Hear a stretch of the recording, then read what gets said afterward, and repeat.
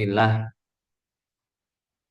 Alhamdulillah, salatu wassalamu ala Rasulillah wa ala alihi wa ashabihi wa mawalah amma ba'du. Oke, terima kasih teman-teman sekalian yang masih bergabung di perjumpaan kita yang ke-9 pada hari ini. Pada pertemuan malam kali ini kita akan mengurai dan mengulas argumen-argumen yang disajikan oleh Walid Saleh dalam karyanya yang membahas Ibnu Taimiyah berjudul Ibnu Taimiyah and the Rise of Scriptural Theology begitu. Ya. Ibnu Taimiyah and the Rise of Radical Hermeneutics, an analysis of an introduction to the foundation of Quranic exegesis. Nah, di sini kita akan mengulas tulisan Walid Saleh tersebut dan kemudian membahas beberapa hal gitu. Saya sudah siapkan PowerPoint-nya. Oke, sebentar.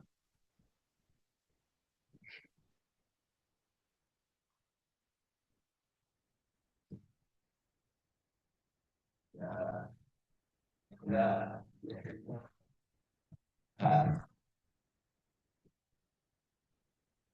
Oke, sudah terlihat ya. Baik, saya akan mulai ya. Jadi, eh, sebentar ini terlalu zoom ini. Nah, kecilan.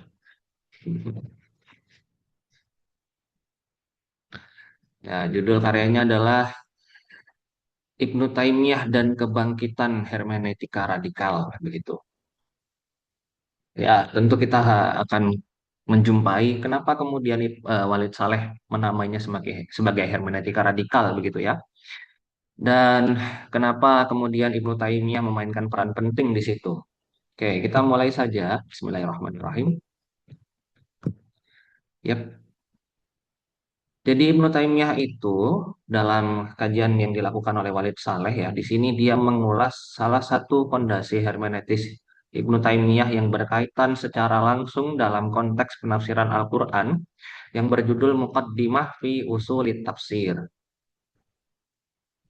Nah, jadi dalam Muqaddimah fi Usulit Tafsir tersebut ya, Ibnu Taimiyah tidak hanya sedang merombak ya landasan hermeneutis, tetapi juga ya, bagi Walid Saleh juga mengubah, mentransformasi secara total proses epistemologis. Mengapa demikian? Karena yang pertama bahwa perombakan di level hermeneutis itu terjadi disebabkan oleh selama kurun waktu sebelum Ibnu Taimiyah, pendekatan filologis atau analisa linguistik itu ya menempati posisi yang sangat sentral dalam diskursus tafsir Quran atau upaya-upaya aktivitas yang berupaya untuk memaknai Al-Quran begitu. Nah, perombakan tidak hanya sampai situ, tetapi Ibnu Taimiyah juga melakukan perombakan epistem. Jadi, ketika kita melakukan penafsiran, kenapa kemudian kita tidak lagi boleh bermain bahasa ya dalam tanda kutip? Karena bahasa yang dimaksud di situ sudah tidak lagi bisa mewakili makna Quran karena sudah ada infiltrasi paradigma-paradigma di luar Islam yang kemudian menyebabkan bahasa yang digunakan dalam konsepsinya sebagai analogi itu tidak lagi valid dan tidak lagi bisa mewakili makna romantik Quran sebagaimana yang didapati oleh para sahabat tentunya karena mereka yang kemudian menjadi penyaksi ya para saksi langsung turunnya Al-Quran serta tabi'in yang menjadi transmitter pertama pasca sahabat yang menerima pengetahuan-pengetahuan tentang tanzil secara langsung dari orang-orang yang menjadi saksi atas tanzil tersebut. Nah, oleh sebab itu ya, ini kita bisa lihat ada definisi kunci dari Ibnu Taimiyah. Ilmu adalah apa yang ditransmisikan secara benar dari individu yang maksum atau pernyataan yang dapat dipertahankan dengan bukti logis yang diterima.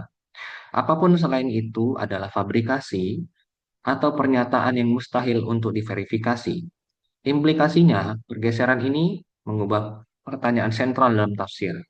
Jika kita menggunakan pendekatan filologis dalam menafsirkan Al-Quran, maka pertanyaannya adalah apa makna ayat ini? Pertanyaan apa makna ayat ini kemudian bisa jawabannya ya, kalau kita pakai pendekatan filologis, bisa jadi majas, bisa jadi hakikat.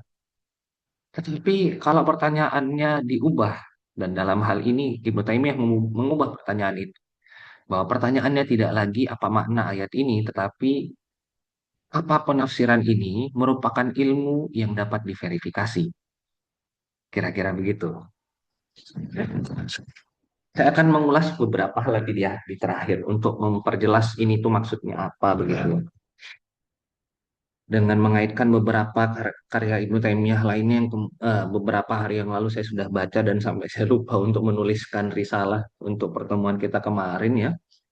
Dan baru tadi saya sempatkan menulis dan ya baru nyampe setengah gitu, kurang setengah lagi. Iya, tadi sebagaimana saya sampaikan ya bahwa era sebelum Ibnu Taimiyah itu bahasa menempati posisi yang sangat sentral begitu ya. Ya, di sini kita bisa melihat ya, sebelum abad ke-14 atau abad ke-8 ya, 8 sampai 9 Hijriyah, tradisi tafsir Sunni ya di era, maksudnya nih abad 14 ini adalah era hidupnya Ibnu Taimiyah ya. Tradisi tafsir Sunni didominasi oleh pendekatan yang kaya, beragam, dan pusat pada filologi. Jadi sentralitasnya adalah pada pendekatan filologi atau analisa linguistik.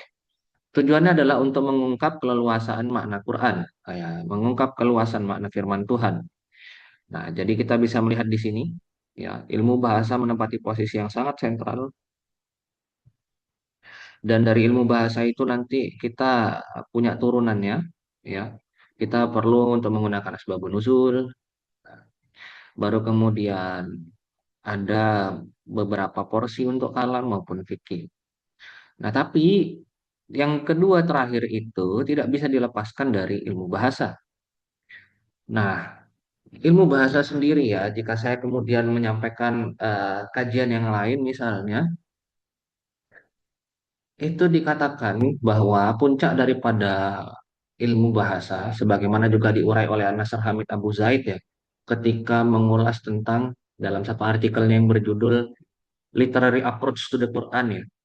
Nasr Hamid Abu Zaid di situ mengulas dengan secara kronologis bahwa puncak pengetahuan atau puncak ya linguistik mendapati puncaknya itu ketika Mu'tazilah sedang berada di puncak juga begitu. Itu misalnya bisa dilihat dari Al-Jahiz ya. Al-Jahiz itu menjadi salah satu landmark penting dari kemenangan pendekatan bahasa ya dalam hal ini. Dan nanti salah satu landmark tafsirnya adalah tafsir Zamakhsyari Al-Kasyaf an Haqa'iqit Tanzil yang menjadi karya paling penting di abad pertengahan ya, menurut Walid Saleh juga di satu kajian yang lain. Hal itu disebabkan ya oleh beberapa indikator yang bisa diuji. Pertama, syarah ya. Syarah Al-Kasyaf itu kalau tidak salah ratusan atau bahkan ribuan, dan pensyarahnya itu tidak terbatas mazhab. Jadi seluruh mazhab fikih dan kalam ya itu mensyarahi Al-Kasyaf. Jadi Al-Kasyaf itu benar-benar tafsir madrosi, tafsir yang dikaji di madrasah-madrasah para mazhab tersebut, masing-masing mazhab, dan dijadikan sebagai referensi dalam kurikulum mereka begitu. Jadi Al-Kasyaf sepenting itu, ya. Nah, kita bisa lihat di sini ya. Sebelum Ibnu Taimiyah itu ada beberapa tokoh pilar dari sentralitas filologi. Kita bisa melihat di sini ada Tobari. Kok bisa Tobari dimasukkan ya? Itu tentu ada yang bertanya begitu. Kita kalau detail baca Tobari misalnya ya, di Tobari itu pengantar sebelum masuk ke dalam apa namanya takwilu man qala dzalika gitu.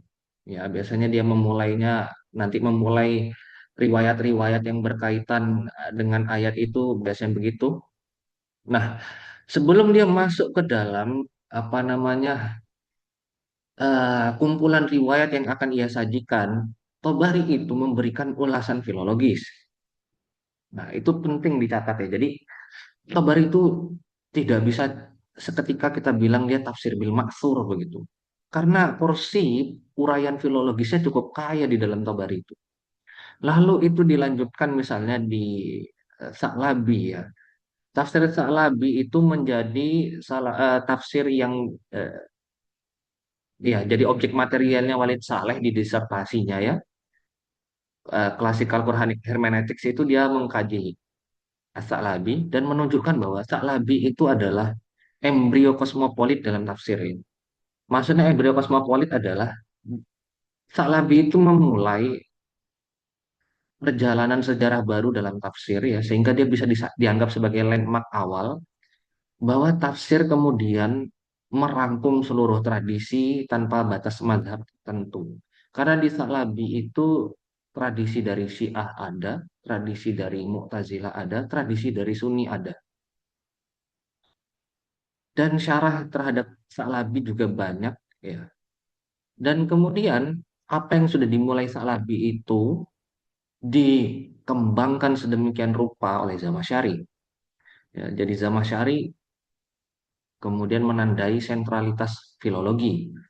Sa'labi sudah semakin kuat untuk melakukan transformasi tafsir dari tradisi ya, kemudian memberikan porsi pada filologi. Tapi Zamakhsyari lebih kuat lagi. Saya mengkaji ini dalam tesis saya dan ya saya bisa memverifikasi itu karena di bagian mukaddimahnya misalnya Sa'labi memberikan porsi untuk menjelaskan tentang diferensiasi antara tafsir dan takwil. Dan dia mengatakan bahwa takwil itu adalah upaya atau aktivitas hmm, memaknai Quran ya dengan basisnya bukan pada riwayat tetapi pada penalaran atau ijtihad. Nah, Zamakhsyari tidak mengulas itu lagi karena di era Zamakhsyari memang sudah terjadi transformasi pengetahuan di mana filologi menjadi sentral. Apalagi kalau kita baca tafsir Ar-Razi, Mafatihul Ghaib.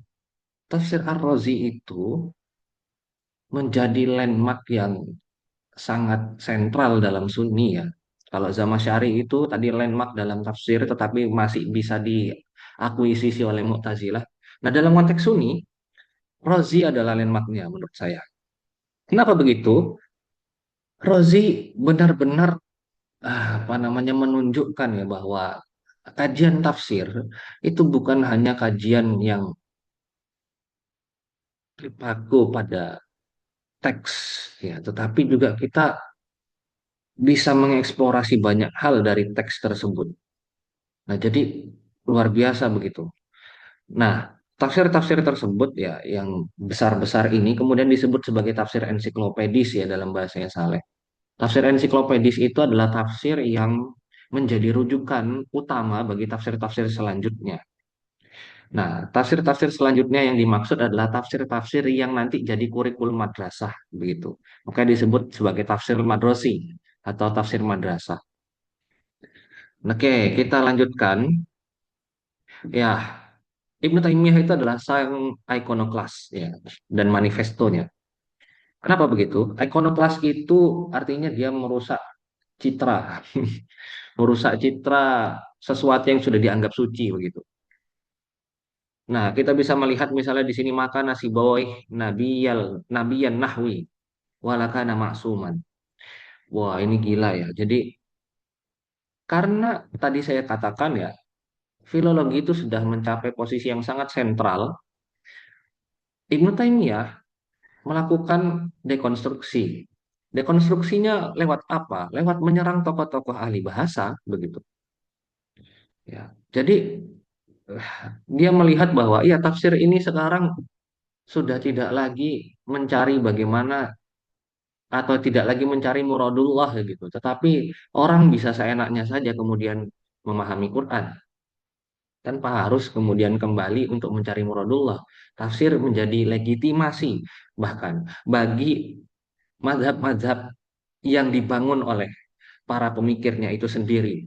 Nah, kira-kira bahasa Ibnu Taimiyah akan seperti itu.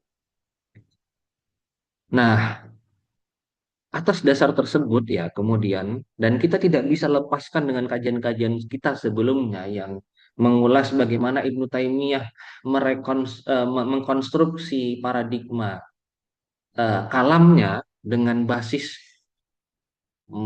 mendekonstruksi, menghancurkan, mengekonoklas seluruh pendekatan bahasa yang sudah terlanjur agung di masanya, itu adalah upaya yang sangat gila bagi saya dan itu memang radikal. Jadi judul judul radikal itu betul gitu. Ya, jadi memang radikal sekali apa yang dilakukan oleh Ibnu Taimiyah karena dia mendobrak sesuatu yang sudah mainstream gitu. Bukan hanya mainstream tapi ortodoks bahkan di konteks waktunya ketika itu. Nah, manifestonya apa? Manifestonya adalah Al-Muqaddimah fi Usuli Tafsir tentunya, di mana kata Walid Saleh itu dia risalah yang tidak panjang ya, hanya sekitar 15 folio bahasa dia ya, atau 15 chapter ya. Ditulis dari ingatan min imla il fuad ketika Ibnu Taimiyah di penjara. Jadi kita kalau mengingat kembali pertemuan pertama dan kedua kita ya, Ibnu Taimiyah itu bolak-balik di penjara ya, 6 kali. Lima karena dipenjara oleh apa namanya, oleh sultan begitu, atau karena aktivisme politisnya begitu. Nah, di sini Ibnu Taimiyah dalam Muqaddimah fi Usuli Tafsir itu menyediakan aturan umum, qawaid kulliyah untuk membedakan kebenaran dan kepalsuan dalam korpus tafsir yang luas. Ya, oke, nanti kita ulas yang terakhir ini. Nah, apa yang kemudian menjadi radikal di sini ya diulas oleh Walid Saleh adalah pertama, Ibnu Taimiyah itu memberikan fondasi apa namanya? Memberikan landasan fondasional yang sangat sangat dekonstruktif lagi-lagi ya, bahwa Nabi itu menafsirkan keseluruhan Quran kata Ibnu Taimiyah.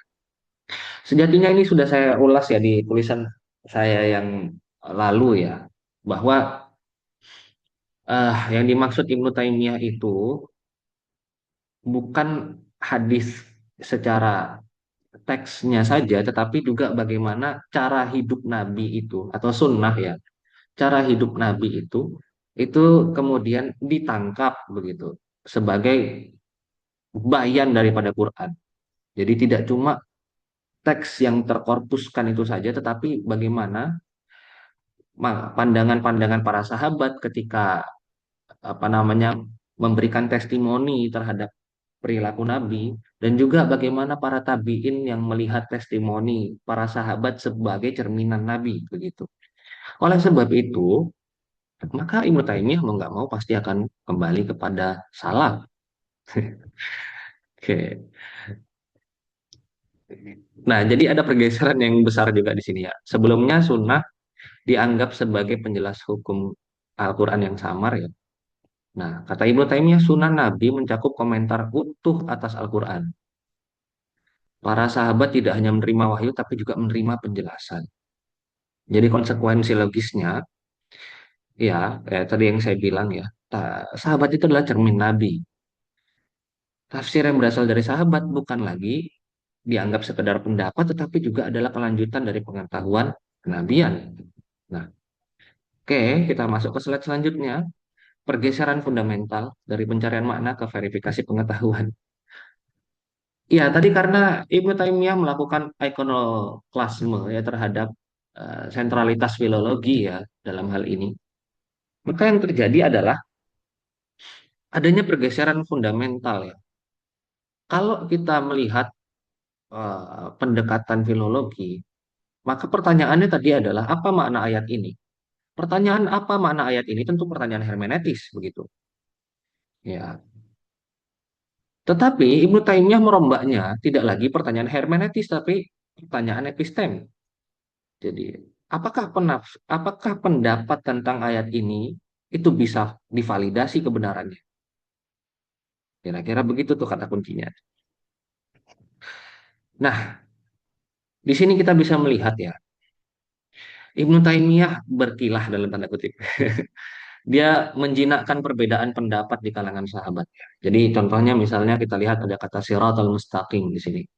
Kata siratal mustaqim itu dimaknai oleh para atau jika kita merujuk kepada eh, pendapat salaf ya atau tradisi yang bersumber dari salaf, tentu salaf yang dimaksud ini adalah satu dari Nabi itu sendiri, dari yang kedua dari sahabat dan ketiga dari tabiin. Nah, di sini kita bisa melihat kata siratal mustaqim dimaknai Al-Quran, ada yang memaknai Islam, ada yang bilang as-sunnah wal jamaah, ada yang bilang ta'atullah wa rasul. Ya, jadi ta'atullah wa rasulih itu kemudian kata Ibnu Taimiyah ya, itu bukanlah ikhtilaf yang sifatnya tadad, ikhtilaf yang sifatnya kontradiktif begitu. Tetapi itulah ikhtilaf yang sifatnya tanawu'i. Jadi itu adalah variasi. Kenapa variasi? Karena begini, para mufasir salaf menggunakan ekspresi yang berbeda untuk menjelaskan aspek-aspek yang berbeda dari satu konsep yang sama. Dan karena tadi argumennya adalah bahwa sahabat itu adalah cerminan Nabi, maka sangat mungkin artinya dalam konteks Siratal Mustaqim, Nabi memberikan makna yang tidak cuma satu, begitu kira-kira. Nah, lalu di sini juga kita bisa melihat ya hierarki penafsiran ala Ibnu Taimiyah. Ya, bagian ini kemudian dikutip oleh Ibnu Katsir di dalam Muqaddimah Tafsir Qur'anil Azim ya atau tafsir Ibnu Katsir yang dimulai dengan pernyataan as-sahhu turuqit tafsir ya. Dan pertama dimulai dengan tafsirul Quran bil Quran. Karena bagi Ibnu Taimiyah ayat yang ringkas di satu tempat ya nanti akan dijelaskan oleh ayat lain yang lebih rinci. Begitu. Lalu kemudian yang kedua, tafsir Al-Quran dengan sunnah. Jika tidak ditemukan dalam Al-Quran, maka merujuk pada sunnah yang berfungsi sebagai penjelas. Jika Al-Quran dengan perkataan sahabat, ya, jadi tidak ditemukan dalam keduanya, pertama dan kedua, maka dengan sahabat. Jika tidak ditemukan dari sahabat, maka menggunakan perkataan tabi'in. Tapi ada satu poin yang kemudian sering miss di sini adalah yang pertama ya, tafsir Al-Quran di Al-Quran ini apakah dilakukan oleh mufasirnya sendiri tanpa perlu basis verifikasi tertentu, ataukah dia harus punya satu landasan epistemis lagi jika merujuk pada pernyataan Ibnu Taimiyah sebelumnya. Maka yang dimaksud di sini, tafsir Quran dengan Quran itu tidak bisa dilepaskan dari tafsir Al-Quran dengan Sunnah. Artinya, ada panduan Nabi ketika satu ayat ini menafsirkan ayat yang lain. Jadi bukan pada si diri mufasir tanpa punya peralatan apa namanya tanpa punya alat verifikasi yang valid yang berasal dari salaf. Oke, tanpa itu tidak mungkin diperbolehkan, tidak diperkenankan oleh Ibnu Taimiyah. Oke, konsekuensi yang terjadi ya dengan apa yang dilakukan oleh Ibnu Taimiyah tersebut adalah pertama, filologi dikesampingkan ya. Jadi saya tidak perlu mengulas ini lagi karena sudah sama seperti yang apa yang saya jelaskan sebelumnya. Lalu kita bisa melihat di sini menulis ulang kanon sejarah tafsir. Nah, ini yang menarik ya. Jadi, evaluasinya atau asesmen ulang Ibnu Taimiyah itu menyebabkan ada hierarki kitab tafsir. Nah, jadi kita bisa lihat di sebelah kiri ya, kitab tafsir yang kemudian em, dianggap oleh Ibnu Taimiyah itu sudah mengalami fabrikasi atau bid'ah lah. Ya, jadi yang pertama ada As-Sa'labi. Ya, sebagai tafsir kosmopolit dia pasti akan disebut bid'ah oleh Ibnu Taimiyah. Sudah pasti itu. Kenapa? Ya karena Ibnu Taimiyah kan tidak menginginkan ada ruang bagi Mu'tazilah tentunya. Apalagi struktur berpikir Mu'tazilah begitu dalam memahami ayat nggak mau dia. Lalu yang kedua Wahidi. Ya Wahidi bagi Ibnu Taimiyah juga terlalu lepas ya. Jadi pendapat salaf itu tidak dipakai untuk memverifikasi atau pemahamannya begitu. Dan yang terakhir tentu saja zaman syari, ya. Karena tadi dia lagi konfrontasi sama Mu'tazilah kan nggak mungkin yang di ikonoklas sama Ibnu Taimiyah terus dianggap bagus gitu kan nggak mungkin gitu. Nah, tafsir yang diunggulkan yang kita lihat di sebelah kanan ada tafsir Ibnu Abi Hatim, tafsir At-Tabari, Ibnu Mardaweh, Baqi Al-Makhlad. Saya lupa cari ini yang Ibnu Abi Hatim ya, dia mazhabnya apa ya? Apakah Hambali juga apa tidak? Tapi yang jelas Ibnu Mardaweh, Baqi bin Makhlad ini dua-duanya punya apa namanya tarikan ke mazhab Hambali. Bahkan Baqi bin Makhlad ini adalah murid dari Imam Hambal dan kemudian menjadi Zahiriyah begitu, ya. Dan Ibnu Mardaweh masih tetap berpegang pada Hambali begitu. Nah, implikasinya apa? Implikasinya adalah tentu saja ini menyebabkan adanya hierarki kitab tafsir, ya. Atau gampangnya Ibnu Taimiyah kemudian memberikan label mana kitab tafsir yang halal dan haram untuk dibaca. Kira-kira begitu. Nah, cara berpikir Ibnu Taimiyah ini kemudian apakah berkembang, mendapatkan penerusnya, mendapatkan pewarisnya? Tentu saja iya. Oke, tetapi memang tidak langsung mendominasi. Itu catatan yang penting ya dari Walid Saleh, ya. Maksudnya tidak langsung mendominasi bahwa dari abad 14 itu Ibnu Taimiyah baru kemudian dibaca lagi di abad 17. 3 abad ya, Ibnu Taimiyah tidak ada yang baca. Dianggap cuma tulisan rempeyek begitu atau tulisan sesat yang tidak perlu dibaca begitu. Sebagaimana dia memberikan label halal dan haram terhadap kitab-kitab tafsir yang diasesmen olehnya tadi, maka dia juga mendapatkan asesmen dari para ortodoks begitu. Akhirnya Ibnu Taimiyah tidak pernah dibaca lagi, ya. Ibnu Taimiyah tidak pernah dibaca lagi. Nah, bahkan pembacanya saja seperti misalnya di sini ada Ibnu Katsir, ya. Pembacanya seperti Ibnu Katsir saja, itu juga kitab tafsirnya dalam sejarah, ya, tidak menemukan momentum yang segemilang seperti yang kita alami saat ini. Ibnu Katsir juga salah satu kitab tafsir yang marginal juga ketika itu, atau tidak terlalu banyak yang merujuk juga. Nah, baru kemudian saya tadi katakan ya sekitar 3 abad. 3 abad itu hitungan hijriyahnya, ya, tapi hitungan masehinya ternyata 2 abad, ya. Nah, di sini baru kemudian, ya, bahkan sebenarnya ini hampir 3 abad, 1328, 1505, ya.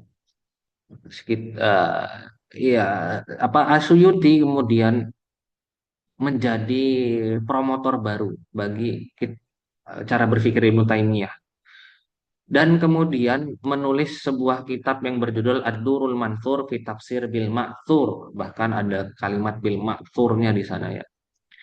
Nah, di situ Asyuyuti benar-benar mengimplementasi apa yang diinginkan Ibnu Taimiyah, bahwa tafsir itu adalah upaya kita untuk melacak makna romantik berbasis tradisi sejauh yang bisa kita jangkau. Kira-kira begitu. Walhasil, ya, tanpa kita perlu pikir panjang, apakah Ibnu Taimiyah mewarnai pemikiran modern kita saat ini? Tentu saja. Ulumul Quran itu motif dari mana? Dari Asyuyuti, Al-Itqan fi Ulumil Quran. Al-Burhan fi Ulumil Quran karya Az-Zarkashi itu juga mengutip dari Muqaddimah fi Usulit Tafsir dalam beberapa hal. Dan Suyuti mengutip Burhan. Jadi ini sudah jelas, ya, bahwa apa yang diasesmenkan, apa ulasan yang diberikan oleh eh, Walid Saleh di sini tuh clear, ya, bahwa ya memang akhirnya pemikiran Ibnu Taimiyah sekalipun berada pada ruang vakum selama beberapa abad menemukan penerusnya dan bahkan menjadi ortodoks saat ini. Oke. Nah, ini yang kemudian saya bilang, ya, jadi ortodoks dia saat ini. Kebangkitan di era modern, fondasi skripturalisme. Kemenangan metode hermeneutika ini, hermeneutika radikal, baru dipastikan di paruh kedua abad 20. Kata Saleh begitu tuh di tulisannya. Hubungan dengan skripturalisme modern, jadi pertama, pendekatan yang memprioritaskan teks suci secara literal dan menolak interpretasi rasionalis atau historis yang tidak berdasar pada tradisi salaf. Ini clear sekali ya, poin pertama ini. Kita bisa melihat ya, kecenderungan itu dimulai ketika misalnya Abdullah bin Wahab ya, atau Wahabiyah, gerakan Wahabiyah atau gerakan revivalis itu memulai perjalanan di dunia intelektual Islam dan bahkan kemudian mempengaruhi hampir seluruh cara berpikir Muslim hari ini ya. Bagaimana kita bisa melihat kecenderungan orang untuk langsung kembali pada Quran dan hadis ya, tanpa perlu untuk melihat bagaimana historisitas yang terjadi di situ begitu. Cuma ada apa namanya ya? Ada penyimpangan ya di sini bagi saya. Penyimpangan yang saya maksud adalah ketika Ibnu Taimiyah menginginkan bahwa kita itu mencari makna romantis, tentu kita tidak bisa dilepaskan dari upaya untuk terus menggali tradisi sampai yang paling valid begitu. Nah, artinya kita tidak boleh berpendapat di situ, tetapi kemudian menggunakan pendapat dari makna romantik yang kita dapatkan. Nah, tetapi apa yang terjadi saat ini? Yang terjadi justru sebuah modifikasi dari apa yang diinginkan oleh Ibnu Taimiyah.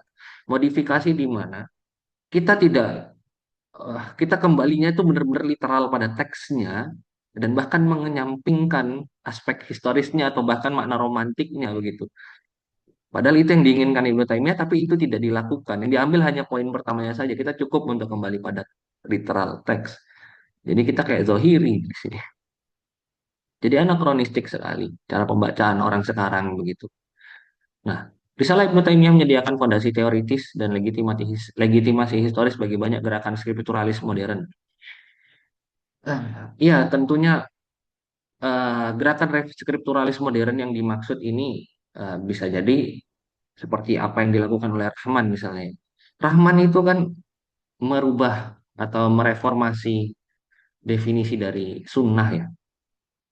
Jadi sunnah itu bukan tadi apa namanya tradisi dari Nabi yang korpuskan, tetapi bagaimana kita melihat citra Nabi gitu. Nah, kita melihat citra Nabi yang hidup begitu, the living traditionnya itu. Nah, itu yang kemudian ya tentunya kalau kita membaca karya Rahman, nama Ibnu Taimiyah tidak absen di sana karena tentu dia akan menjadi salah satu motor penting bagi pemikiran Rahman. Dan kayak terakhir di sini kita bisa melihat ya eh, sebenarnya kita punya kemudian ruang untuk melakukan sebuah evaluasi lagi ya. Evaluasi yang dimaksud di sini adalah bagaimana corak pemikiran Islam konservatif modern tentang Quran itu eh, kita bisa melihat akar sejarahnya itu bagaimana begitu. Kita masuk ke ruang itu, bukan lagi melihat bagaimana itu terjadi saat ini, tapi kita melihat bagaimana itu bergeser selama 700 tahun ya. Dan itu menarik sekali sih menurut saya. Selama 7 abad ini kan pergeseran itu terus terjadi. Karena tidak cukup banyak sarjana yang mengkaji serius Ibnu Taimiyah ya, selain menyalahkannya begitu di dunia modern. Dan terakhir ya, sebelum saya tutup, saya tidak akan masuk pada kesimpulan yang saya bawakan ini, tetapi saya ingin mengulas hal yang tadi sedikit. Mana tadi? Ya, saya ingin mengulas ini sedikit ya. Jadi kenapa kok ada pergeseran dari hermeneutis ke epistemologis di sini? Saya perlu mengatakan begini ya, bahwa itu tidak bisa dilepaskan dari perdebatan kalam Ibnu Taimiyah. Perdebatan kalam Ibnu Taimiyah itu yang sudah menyebabkan kemudian dia sangat skeptis terhadap penalaran yang berbasis pada eh, filologi di situ. Karena filologi itu mengaburkan makna yang diinginkan atau makna romantik ya. Karena filologi sudah mengubah sesuatu yang seharusnya kita sikapi secara hakiki saja, tapi kemudian dibilang majazi. Itu kata Ibnu Taimiyah begitu. Lalu kemudian kita akhirnya bermain di domain mutasyabih untuk membenarkan apa namanya teori filologi yang kita kembangkan. Dan sebenarnya pengembangan teori filologi itu dalam upaya untuk menegaskan apa namanya superioritas suatu mazhab tertentu. Dalam hal ini ia merujuk pada Mu'tazilah tentunya, dan yang kedua kepada Asy'ari sebagai satu kelompok kalam yang mau tidak mau sangat besar residu Mu'tazilah di dalamnya. Jadi kita bisa buat satu cara pandang di sini atau kesimpulan preliminary, kesimpulan awal bahwa perkembangan dunia tafsir itu tidak bisa sama sekali dilepaskan dari apa yang terjadi pada tradisi kalam. Jadi apa yang kita nikmati dalam konteks pengkajian tafsir saat ini itu tidak bisa dilepaskan dari polemik yang terjadi di antara para mutakallimin dan polemik yang terjadi di antara mazhab kalam di abad pertengahan. Dan di salah satu em, tulisan yang lain misalnya, Walid Saleh memberi judul The Demise of Kalam and the Rise of Scriptural Theology, di mana dia mengatakan di situ kalam versi abad pertengahan itu memang sudah mati di dunia modern. Tidak ada lagi orang berpolemik karena Mu'tazilah, Asy'ari, Maturidi, dan lain sebagainya. Tapi kali ini orang-orang berpolemik terhadap pemaknaan yang mereka tampilkan dan dapatkan secara langsung melalui interpretasi terhadap literalitas Quran. Dan literalitas Quran yang mereka sudah maknai dan yakini itu akhirnya menjadi sebuah ideologi baru, dan itu yang kemudian disebut sebagai scriptural theology, teologi skriptural, sebuah teologi baru yang menggantikan teologi-teologi yang berkembang di abad pertengahan. Kira-kira begitu yang bisa saya sampaikan pada pertemuan kali ini. Terima kasih dan saya kembalikan kepada teman-teman sekalian jika ada yang ingin menyampaikan beberapa hal begitu. Terima kasih.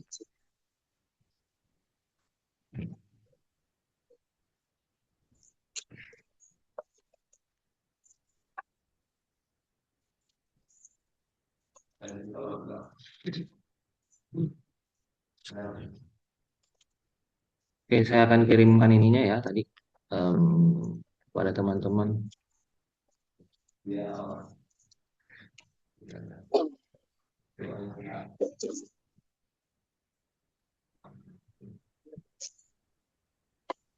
Harusnya ini.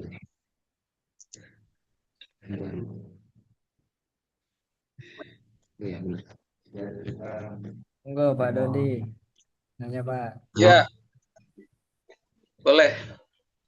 silakan silakan. Ya, Assalamualaikum, Pak. Waalaikumsalam Pak Dodi. Wah, senang sekali berjumpa lagi nih. Gimana Pak Dodi? Apa yang ingin Maaf nih, disampaikan? saya ya 30 menit terakhir baru gabung. Pas, Wah, tapi sayang sekali. ya, tapi momennya tepat tadi dapat ya. Jadi Hmm. kita di sini kan mungkin ada beda, tentu ya kita punya beda pandangan ya terkait Yap. menyikapi materi. Jadi sebelum saya menyampaikan sesuatu ya artinya tidak merusak ukhuwah kita muamalah ahlus sunnah lah ya. Wah, tadi. Itu dulu harus kita sepakatin. Ya, itu dulu harus kita sepakatin. Karena kalau di luar sana kadang perdebatan akhirnya menjadi permusuhan kan. Saya Oh, pikir enggak lah ya. bukan akademisi itu. Ya, ya bukan akademisi betul. Jadi Pak Alif, saya terima kasih sekali ya dengan paparan-paparan ini. Jujur aja kalau bahasa-bahasa ideologi baru, teologi, filologi ya kan. Ini buat saya sih jujur asing ya kan, karena saya backgroundnya kan bukan dari perguruan tinggi ya, dosen bukan, tapi praktisi di di Migas ya di Arab Saudi. Cuma sekarang lagi libur saya. Jadi Ibnu Tamiyah ya, Oke, saya mau kontak Ibnu Taimiyah tadi, bahwa pemikiran Ibnu Taimiyah ini bisa dibilang ideologi baru ya, kalau saya nggak salah tangkap. Yep. Ya kan, kemudian kembali ke Al-Quran dan Sunnah, tapi dengan bisa dibilang apa, teks ya, teks ya, melupakan apa, story ya kan. Ya pendapat itu sah-sah saja, tapi saya berbicara berbasis apa, experience aja. Saya mengikuti pemahaman tadi apa, Muhammad bin Abdul Wahab ya, bukan Ahmad bin Abdul Wahab, tapi Muhammad. Muhammad bin Abdul Wahab. Ya, kalau Ahmad bin Abdul Wahab itu tokoh Khawarij, bisa dicek Yep. di AI, itu yang dikatakan apa ya, Oh, sesat tadi bilang, ya kan, dari zaman dahulu. mungkin itu AI-nya salah, Pak ya. Maksudnya Muhammad bin Abdul Wahab itu adalah neo Khawarij mungkin ya. Karena juga Enggak. dia disebut sebagai neo Khawarij begitu. Yang dimaksud yang Khawarij itu seperti apa itu, Pak Alif? Neo Khawarij itu Khawarij yang muncul di era modern gitu kira-kira. Maksudnya apa? Pemikirannya apa? Kalau Khawarij itu kan dia kan Dia menghidupkan kembali Khawarijme ya di era modern. nggak, perspektif Khawarij itu adalah yang mengkafirkan, bahkan sampai membunuh. Itu Khawarij. Tapi kalau Muhammad Abdul Wahab itu Syekh, saya yang lahir di Saudi, boleh cek nanti di AI, di berbagai AI, saya udah cek beberapa AI dan beberapa guru kita ya, Dokter Ustaz Pirna Dirja misalkan ya. Nah, mereka mengungkapkan apa, siapa Syekh Muhammad Abdul Wahab itu. Ya. Nah, oke, itu nanti boleh di browsing, karena kita akademisikan berbasis data, bukan berbasis apa, persepsi. Ya kan, itu perlu kita telusuri. Ya kan, kitab-kitab yang dikeluarkan oleh Muhammad Abdul Wahab itu seperti apa? Apakah ada kitab-kitab yang tanda kutip mengkafirkan? Ya kan? Saya tidak menemukan terkait dengan itu, kecuali yang kafir itu betul-betul penghalangnya sudah nggak ada, sudah nyata-nyata kafir, artinya sudah diberi ilmu dan lain sebagainya, ya kan. Tapi kalau masih ada penghalang, artinya dia nggak paham dan lain sebagainya, misalkan terkait ziarah kubur atau ibadah-ibadah yang perspektif beliau bid'ah, itu tidak langsung menjadi kafir. Nah, itu boleh dicari kitab-kitabnya. Kemudian terkait dengan Muhammad Ibnu Taimiyah, ini anak saya ini mondok di Pondok Pesantren Ibnu Taimiyah di Bogor, SMP dan SMA nanti, yang mana ini terakreditasi dari Universitas Islam Madinah, sekolah ini dari Saudi Arabia. Ya kan, nanti jelas topik yang kita bahas ini jelas terkonek ke Yayasan Ibnu Taimiyah itu, ya kan. Orangnya sama, ya kan, ya kan, tokohnya. Ya kan? Ya, kemudian oke, kita balik ke topik bahasan. Kembali ke Al-Quran dan Sunnah, ya. Sebenarnya tidak ada yang salah kembali ke Al-Quran dan Sunnah. Saya juga bingung kenapa saudara-saudara Muslim kita seolah-olah kembali ke Al-Quran dan Sunnah, kalau Al-Quran aja saja, itu seolah-olah sesuatu yang tanda kutip aneh. Dikatakan kalau di sini bahasanya teologi baru, ya. Apakah kita pernah betul-betul membaca terjemahan dan tafsir itu secara totalitas? Ya kan? Mulai juz 30 atau dari juz 1. Nah, itu boleh kita melakukan apa, self assessment di diri kita masing-masing. Ya. Saya ambil contoh begini, ya, ketika saya mempelajari tafsir ya saat ini sampai juz 8. Saya pikir tidak ada hal yang aneh, ya kan, terkait dengan kembali Al-Qur'an. Ya kan? Tidak ada pemahaman yang tanda kutip dan lain sebagainya. Semua sebagaimana ayat diturunkan bahwa Al-Quran itu tidak mempersulit. Ya, tidak mempersulit. Ya, itu secara umum dahulu. Dan seperti yang Pak Ustadz Alif kemarin sampaikan, bahwa dengan mempelajari Al-Quran akan ada apa, moral guidance, ya kan, moral guidance. Tapi kalau berdasar Al-Quran itu lebih dari moral, itu ada petunjuk. Jadi ini kan firman Allah, kalamullah.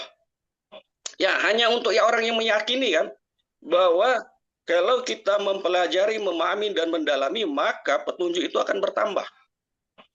Itu janjinya. Kalau kita nggak mengimani, kafir kan? Betul nggak? Satu ayat kita sepakat semua. Satu ayat nggak kita imani. Ya bukan kita harus melakukan, ya beda ya, mengiman dan melakukan. Contoh poligami, ya kita mengimani. Kalau kita nggak melakukan, apakah kita kufur? Ya tidak. Kan itu tafsirnya. Tapi kita mengimani bahwa menikah itu 4, 3, 2, dan 1 kalau nggak mampu. Itu kita imani dahulu. Itu saya sampaikan istri saya. Ya kan? Saya sampaikan. Ya, saya bilang, ini masalah bukan nggak suka, tapi mengimani, saya bilang. Nah, itu yang disampaikan oleh para guru kita. Oke ya. Kemudian yang kedua, saya ada 3 aja. Ini yang kedua. Jadi bahasa Al-Quran itu sebetulnya, apalagi kita yang akademisi, tidak begitu susah untuk dipahami sebetulnya. Ya. Dan ketika kita berbahasa, berkomunikasi dengan Al-Quran, maka kita pun akan berkomunikasi dalam kehidupan sehari-hari dengan teks Al-Quran. Itu namanya kembali ke Al-Quran. Jadi Al-Quran bukan hanya dibaca secara teks, bukan hanya untuk dihafal. Ketika ditaruh, buyar. Nah, makanya secara filosofi, menurut para sains namanya, kita kembali ke Al-Quran. Nah, apa penjelasannya? Sebentar, saya minum dulu ya. Oh, enggak. Minum Pak, minum. Apa konkretnya? Saya ambil contoh sampel. Saya tanya ke istri saya dulu mondok, ya kan, bukan mondok di, boleh kalau bilang di Wahabi boleh, bukan. Dia selain itu, ya kan, di Bandung mondoknya, SMP dan SMA. Saya tanya sama dia, kamu kalau makan, apa yang kamu lakukan? Berdoa. Oke, doanya apa? Allahumma barik lana fima razaqtana. Salah itu, Pak. Salah. Ya? Kalau kamu makan, apa yang kamu lakukan? Ya makan. Sebelum makan maksudnya. Oke, silakan. Sorry, Pak. Nah, maaf ya. Nah, jadi dibaca doa itu. Ya. Nah, ini ada 2 pemahaman di sini. Doa kami bukan seperti itu. Doa kami berdasarkan pada Syekh cukup bismillah. Ya kan? Karena tidak ada di Al-Quran dan Al-Sunnah. Itu makanya kembali ke situ. Tapi kalau Anda mau baca doa itu, apakah jatuhnya haram? Ya tidak. Ini nggak masuk ke ranah akidah. Silakan. Anak-anak saya diajar TK Muhammadiyah, doanya itu ya silakan aja. Nah, itu yang terkait makan. Terus yang kedua, masih terkait dengan makan. Kembali ke Al-Quran dan Sunnah. Apakah Al-Quran hanya mengajarkan hanya berdoa saja untuk ketika menghadap makan? Saya bilang istri saya. Dia bilang nggak tahu saya. Di Al-Quran mengatakan bahwa Allah menurunkan makanan yang halal. Makanan yang halal. 1. Yang kedua, Allah memberikan rezeki tanpa perhitungan ke hambanya. Itu yang kedua. Yang ketiga, Allah sebaik-baiknya pemberi rezeki. Saya tanya ke istri saya, kalau 3 konteks ini digunakan pada saat makan, relevan nggak, kata saya? Oh iya, relevan. Ya itulah yang dinamakan kembali ke Al-Quran. Jadi ketika kita mau makan, bukan hanya bismillah Allahumma barik lana, tapi kita ingat, ini rezeki halal dari Allah ada di Al-Quran. Dan kita mengatakan bahwa Allah sebaik-baiknya pemberi rezeki. Dan nggak pernah perhitungan dengan rezeki pada hambanya. Itu coba diingat. Itu namanya kembali ke Al-Quran. Saya ambil contoh. Betapa berharganya ini 1 gelas air putih ini. Ya kan, buat kita saat ini mungkin biasa. Bagaimana saudara kita di Aceh, Sumatera Barat sekarang. Yang 3 hari di Loteng. Nah, apakah kita bersyukur ketika ada musibah? Baru kita meminta tolong. Udah banyak di Facebook ya kan, story bagaimana kondisi saudara kita di sana.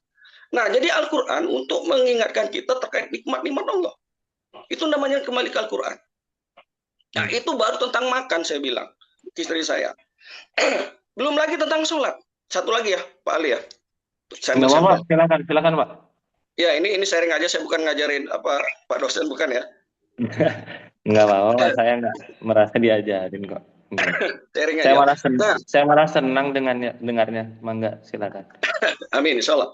Sholat, saya bilang. Apa yang kamu lakukan ketika akan sholat? Ya, saya niat aja sholat. Niatnya gimana? Usolli. Silakan. Kalau kami tidak ada menemukan rujukan referensi usolli, cukup niat saja dalam hati. Tapi apakah kami membid'ahkan Anda? Enggak. Ya kan, itu enggak masuk ranah akidah.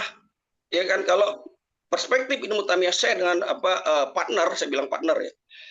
Yang berbahaya itu kerana akidah, iman. Kalau fikih itu enggak. Itu masalah niat. Yang kedua, ada enggak korelasi bahasa Al-Quran dengan sebelum sholat? Sebelum bahasanya. Bukan pada saat sholat. Pada sholat selesai iya. Dia nggak bisa jawab. Coba cek beberapa ayat di Al-Quran.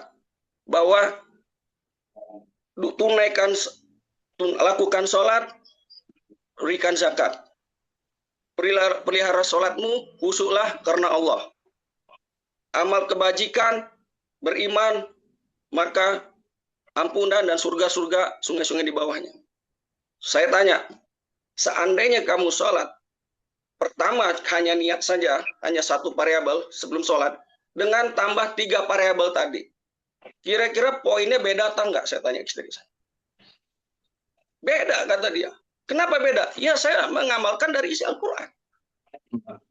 Nah, kalau begitu, saya bilang minimal kamu sebelum sholat 2 ayat yang terkonek ke Al-Quran. Nah, itu artinya kembali ke Al-Quran. Ya. Dan ada nggak kira-kira impact positif? Ya jelas ada. Ada pahala, reward, ya kan, bahwa kita kembali ke Quran dan seterusnya. Nah, belum lagi. Nah, besok aja. Next. Kalau saya bilang ke istri saya, kalau saya nanti udah doktor, nanti saya akan membuat buku. Orang mau kerja, orang mau tanda tangan pengesahan kebijakan, dia harus ingat rujukan ke Al-Quran. Ya kan? Satu lagi contoh, penebangan hutan sudah jelas, ya kan? Itu ada tanda tangan kebijakan merusak hutan dan lain sebagainya, maka ya kan, kamu akan ada bencana, sumber mata air di mana-mana akan keluar dan akan Allah tetapkan suatu kejadian. Nah, jadi balik ke tema Pak Alif, saya tergabung dengan pemahaman ini jujur dari 2012. Sewaktu saya tinggal di Kalibata, di apartemen, di sana ada Khalid Basamalah dulu, ya kan. Kemudian saya ke Saudi 1 tahun, di sana juga saya ada pendidikan, ya kan, walaupun pendidikannya informal, ya kan, oleh donatur di sana, dan mahasiswa para guru kita itu saudara-saudara kita dari Bandung, dari Makassar dan beberapa provinsi yang sedang ambil S2 dan S3 di Saudi. Nah, jadi titik temunya Bapak di sekarang sini. S3-nya di mana, Pak? Siapa itu? Saya. Bapak. PT IKI. Oke. Oke, terus Pak, silakan dilanjut tadi. Ya, jadi terkait dengan pemahaman ini, yang saya pahami adalah memang ada beda perspektif, ya kan? Beda perspektif cara pandang terkait Dari dengan siapa, Pak? Antara siapa? Ya, tadi mengatakan bahwa Ibnu Taimiyah ini adalah teologi baru. Sebetulnya. Tadi maksud saya gini, teologi baru yang Bapak pahami itu seperti apa tadi? Teologi baru. Ya, harus melihat ke sejarah, ya kan? Bahwa Ibnu Taimiyah ini tekstual, ya kan, melihat daripada seperti Ibnu itu bukan? Taimiyah itu enggak tekstual, Pak. Ibnu Taimiyah itu justru ketika menjumpai ayat, ya, misalnya, dan itu punya konsekuensi terhadap akidah. Coba saya tanya misalnya ke Bapak ya, satu contoh ya. Ya. Bapak kalau ketemu ayat misalnya begini, Huwallazi khalaqalakum ma fil ardi jami'an tsumma stawa ilas sama'i fasawwahunna sab'a samawat misalnya. Atau wa qala al-yahudu yadullahi maglulah gullat aydihim misalnya. Itu Bapak akan tafsirkan sebagai apa, Pak? Akan Bapak maknai gimana itu? Boleh di Indonesia kan, Pak Alif? Itu bahasa Quran tadi kan Bapak bilang Quran tadi mudah dipahami. Ini Iya. saya kutipkan Quran. Oke, ayat yang pertama tadi Tuhan menciptakan segala hal yang di langit dan di bumi, kemudian tsummastawa ilas sama'i fasawwahunna sab'a samawat. Ya, kemudian Tuhan bersemayam. Ya, kita nggak tahu maknanya. Beristiwa ya, Nah, beristiwa di langit gitu misalnya. Itu Bapak ya, maknai seperti apa? ya, terkait konteks ini udah nggak asing lagi pemahaman beristiwa ini, ya kan, antara Mhm. eh, salaf, ya kan, dengan Mu'tazilah dan lain sebagainya. Nah, Mhm. jadi begini, pemahaman kita, ya kan, terkait dengan hal ini, kita tidak menetapkan bagaimana beristiwanya, ya kan, tidak menetapkan bagaimana beristiwanya, ya. Mhm. Tapi kita tetap mengatakan bahwa Allah itu ada di ars atau di langit. Tapi bagaimana ars, bagaimana itu kita tidak bisa menetapkan bagaimananya. Ya, sama halnya Allah melihat, ya kan? Artinya Allah punya mata. Tapi kita nggak bisa menetapkan bagaimana matanya Allah. Kemudian, Oke, mungkin sebentar dulu. Apakah itu yang kemudian diinginkan oleh Ibnu Taimiyah? sepengetahuan saya demikian, ya kan? Sepengetahuan saya demikian. Selama saya kemudian menyajikan kelas ini ya, di pertemuan sebelumnya saya sudah sampaikan bahwa bukan itu yang diinginkan Ibnu Taimiyah. Cara pandang begitu itu disebut dengan tafwid. Dan Ibnu Taimiyah itu secara tegas menolak tafwid. Maka ia membagi takwil kepada dua, ada takwil ontis ya atau takwil hakiki sama takwil semantik. Ya, itu dua hal yang berbeda begitu. Takwil ma'ani. Oke, yang Bapak sampaikan tadi itu tidak masuk dalam konsepsi manapun dari pemikiran Ibnu Taimiyah ya. Saya baca Ibnu Taimiyah tidak hanya versi bahasa Inggris, tapi yang memang saya sampaikan itu versi bahasa Inggris karena sudah lebih runut. Saya baca misalnya Majmu' Fatawa dan juga baca Al-Iqlil, Fit Ta'wil, Wal Mutasyabih dan lain sebagainya itu, ataupun Dar'ut Ta'arud. Nah, di dalam kitab-kitab tersebut jelas Ibnu Taimiyah menolak tafwid. Nah, apa yang Bapak sampaikan tadi ya, itu adalah tafwid. Dan Ibnu Taimiyah tidak seperti itu.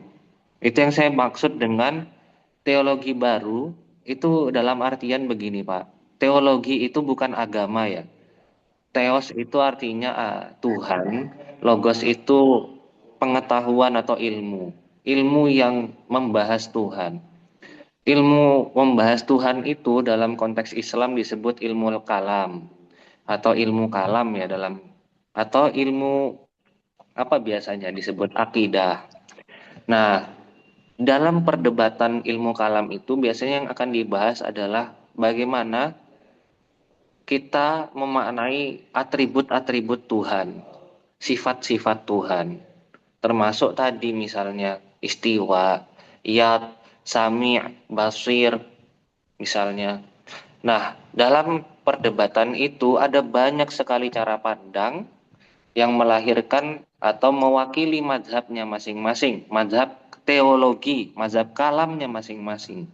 Termasuk dalam hal ini, Ibnu Taimiyah itu membangun fondasi mazhab kalamnya sendiri, yang berbeda dari mazhab kalam Hambali pada umumnya. Dia kan bermazhab Hambali, tetapi tidak sama seperti Hambali pada umumnya. Nah, Hambali pada umumnya itu tafwid, seperti Bapak sampaikan tadi itu jenis tafwid. Nah, Hambali versi Ibnu Taimiyah tidak tafwid. Tidak tafwidnya seperti apa misalnya tadi ya. Kalau Bapak bilang, ketika bilang yad, oh berarti Tuhan punya, atau ketika bilang sami atau basir, Tuhan itu punya mata, tetapi matanya nggak sama-sama kita. Kata Ibnu Taimiyah, yang itu tidak perlu difikir atau bahkan diucapkan. Yang kita harus pahami adalah yat itu sendiri dalam konsensus orang-orang yang terlibat langsung dalam turunnya Quran. Siapa saja itu? Nabi dan sahabat tentunya. Nabi yang membawa risalahnya, sahabat yang menyaksikan risalah itu turun. Nabi dan para sahabat itu akan memaknainya seperti apa gitu. Nah, ketika Nabi dan para sahabat juga tidak berkomentar misalnya, oh berarti ayat ini kita perlu cari tahu nih ketika di masa Nabi dan para sahabat, nah itu yang disebut sunnah ya versinya Ibnu Taimiyah. Ketika di masa Nabi dan para sahabat itu penggunaan bahasa Arab tentang kosakata yad misalnya itu berkaitan dengan apa saja gitu. Nah, oh oke, tentang misalnya tentang kekuasaan atau tentang apa. Nah, itu bisa kita jadikan rujukan untuk mengatakan, oh ternyata misalnya ketika Tuhan bilang yat, itu kita tidak perlu pikirkan yat itu seperti apa atau bahkan kita bandingkan dengan tangan kita, kata Ibnu Taimiyah begitu. Tapi yang kita perlu pikirkan makna semantiknya apa? Makna kebahasaannya apa itu? Oh, jangan-jangan makna kebahasaannya adalah memang benar itu adalah kekuasaan misalnya. Oh, atau tidak, sahabat dan Nabi tidak berkomentar juga tentang makna kebahasaannya. Berarti kita tidak perlu sama sekali komentar terhadap ayat itu dan biarkan saja tanpa perlu memaknainya. Nah, kalau Bapak tadi kan memaknainya itu, yat itu adalah dan lain sebagainya ya. Nah, itu tidak Taimian. Jadi itu bukan Ibnu Oh, Taimiyah. enggak, enggak, enggak. Itu yang disebut sebagai teologi baru, Pak. Hasil modifikasi cara pandang Ibnu Taimiyah. Nah, Bapak adalah contoh dari itu sekaligus secara langsung. Nah, siapa yang menjadi reformis dari pemikiran atau revolusionaris dari pemikiran Ibnu Taimiyah itu yang tadi Bapak sebut Muhammad bin Abdul Wahab. Jadi dalam sejarah Hambali ya, itu ada dua reformis atau revolusionaris di dalamnya yang merombak cara pandang pemikiran dalam konteks Hambalian itu. Yang pertama ada Ibnu Taimiyah ya. Yang pertama tentu yang mendasarkan fondasinya itu adalah Imam Ahmad bin Hambal itu sendiri. Lalu yang mereformasi itu ada Ibnu Taimiyah. Yang kedua Muhammad bin Abdul Wahab.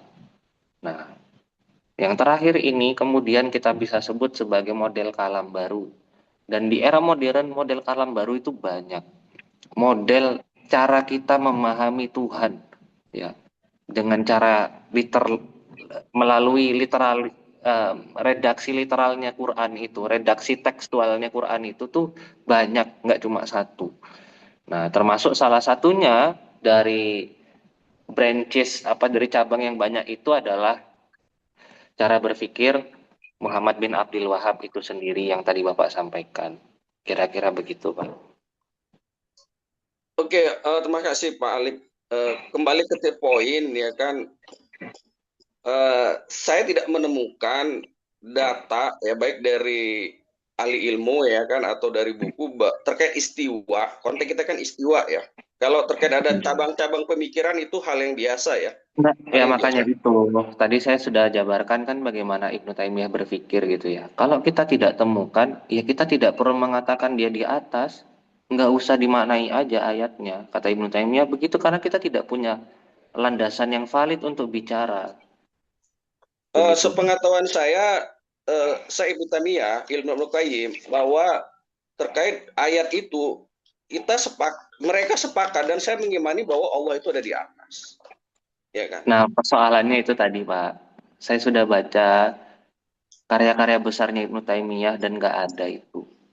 Nah, persoalannya berarti sekarang yang harus ditanyakan klaimnya Bapak itu dapatnya dari mana? Begitu. Sama begini Pak Alif, kalau begitu pemahamannya Ibnu Taimiyah terkait ayat itu tadi seperti apa? Allah nggak di atas atau Allah ada di mana-mana? Nah, dalam Risalah Madaniyah yang ditulis Ibnu Taimiyah ya. Ibnu Taimiyah itu ngasih 4 syarat ya. Ketika kita menemui ayat-ayat seperti itu. Syarat yang pertama, kita boleh melakukan takwil ya selama ada riwayatnya. Yang kedua, kita boleh menggunakan takwil kalau secara bahasa itu memang ada korinahnya begitu. Ada korinah dan itu dipakai oleh para sahabat. Terus yang ketiga, ya, dan ini syarat yang sangat ketat adalah bahwa ketika kita menjumpai ayat tersebut, ya, yang kita coba untuk maknai bukanlah kaifiyahnya, bukanlah penggambarannya seperti apa dan menyamakannya dengan penggambaran kita sebagai manusia. Nah, tidak seperti itu sama sekali. Dan yang keempat, ya, Kita tidak boleh menganggapnya sebagai majas. Kita harus menganggapnya sebagai hakikat. 4 hal itu tadi, kalau tidak ketemu ya misalnya, ya udah nggak usah dimaknai. Itu yang disebut sama Ibnu Taimiyah sebagai mutasyabih mutlak. Bener-bener nggak bisa dimaknai, ambigu. Kita nggak tahu Jadi maknanya. ya jadi menurut Pak Alif bahwa Syekh Ibnu Taimiyah menolak bahwa Allah itu ada di atas. Ya, tidak ada satu kajian yang kemudian bisa menyebut Ibnu Taimiyah bicara seperti itu begitu. Itu Di lemah, Pak buku, Alif. Itu di lemah. buku ya kalau dibilang lemah silakan Karena diberikan buku begini, di mana nanti saya baca begitu. ya terkait Karena ayat tadi itu, saya sudah kasih contoh kan, satu kitab Ibnu Taimiyah saya baca Majmu' Fatawa, tentu ini familiar. Kedua Dara'ut Ta'arud saya baca, Risalah Madaniyah saya baca.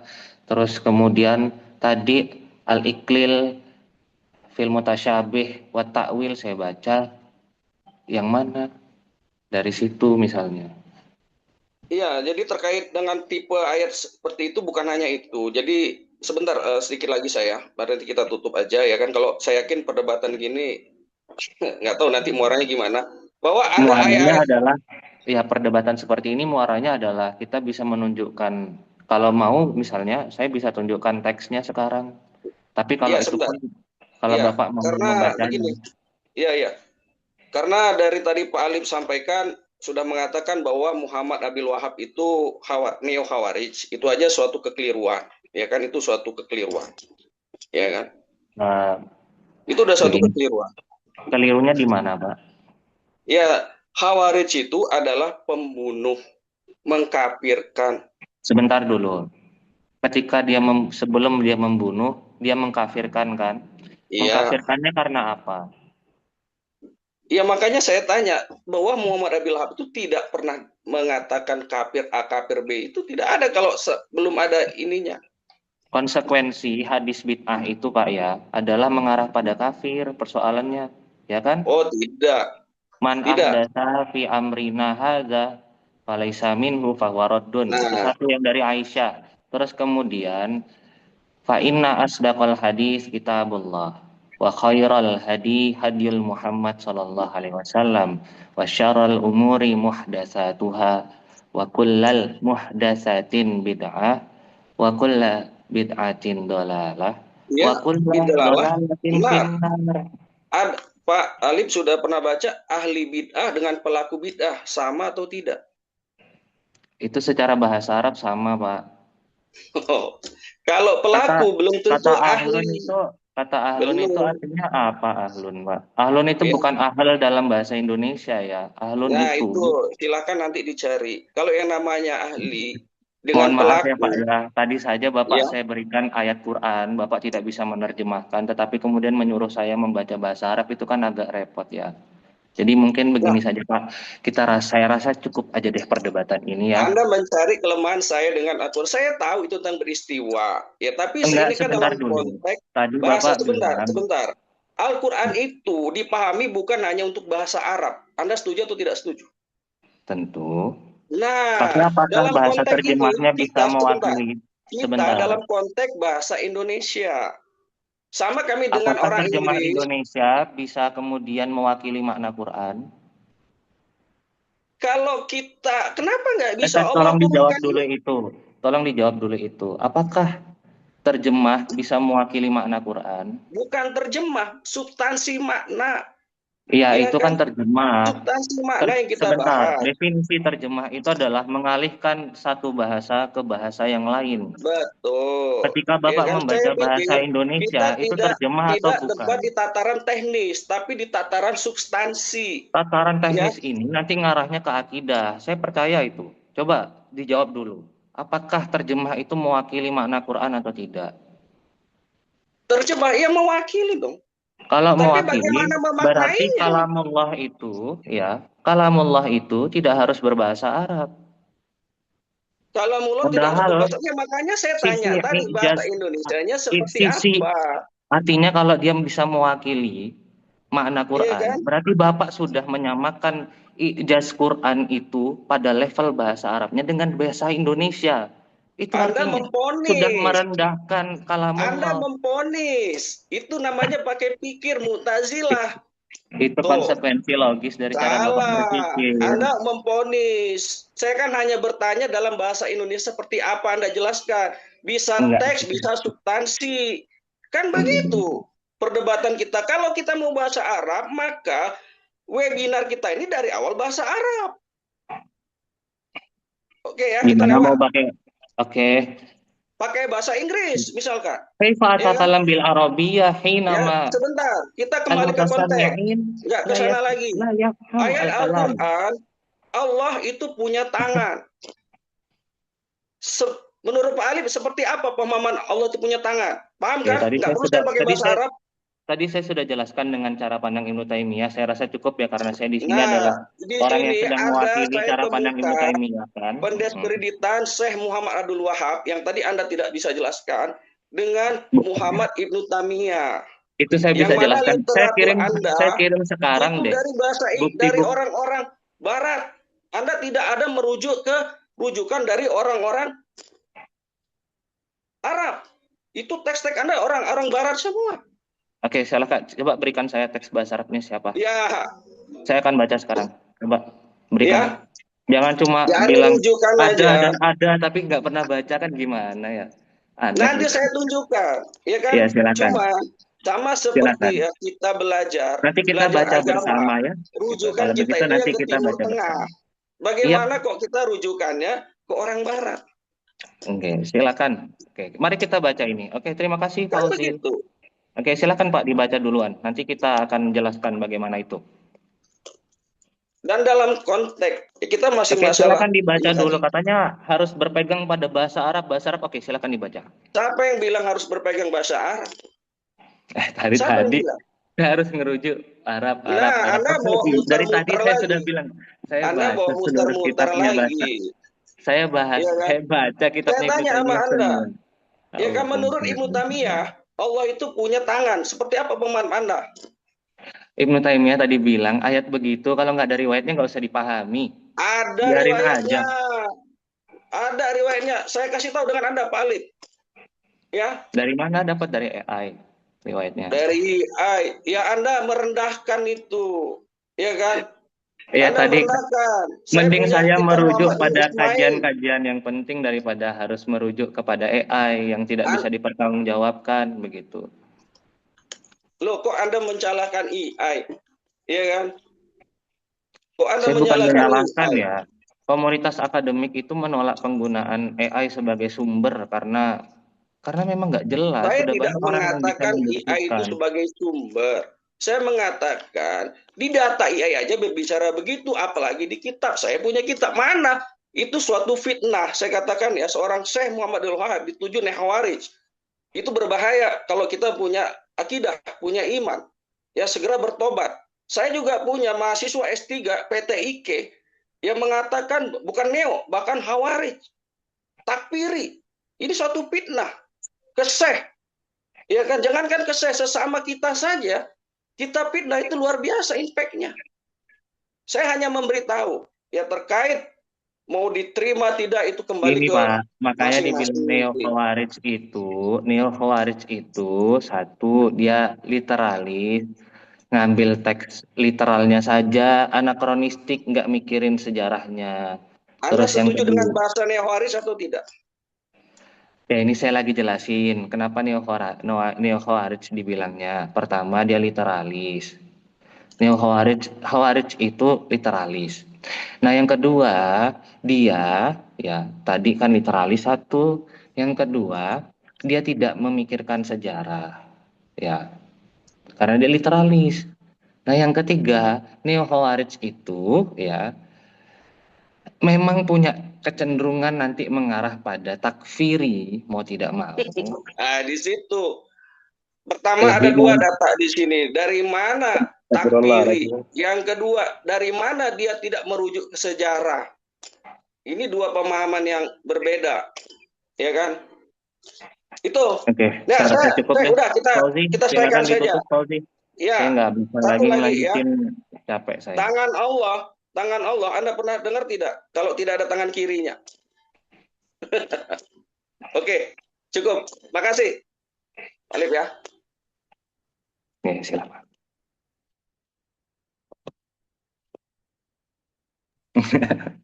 Keluar. Ada ya, cukup. Ya, begitulah kalau nggak ngerti kan Off biasa. record dulu, off record dulu.